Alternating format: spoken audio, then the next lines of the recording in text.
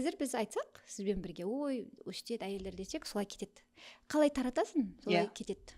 Мынау қара шай дұрыс, жасыл шай давление түсіреді десек, бәрі соған сенеді да, ешкім оны гуглдан термейді, врачтан сұрамайды, солай істей бастайды, соған сенеді, істейді. Қазір біз әйелдер жай ғана әрекетпен шашап тұрған су бере сал, қолдай сал, сондай майда қадамдардан әйелдердің жаңа әпкелік, апалы сіңілілік қолдауы сөйтіп өседі. Менің ойымша жаңағы тату тәттідегі Сабира мен Жанияның кейсі бізге үлгі.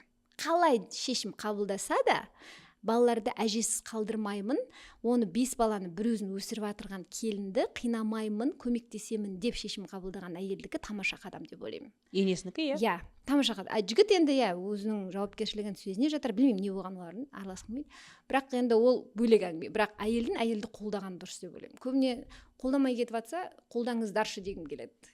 Иә. Бостандық үшін сен сана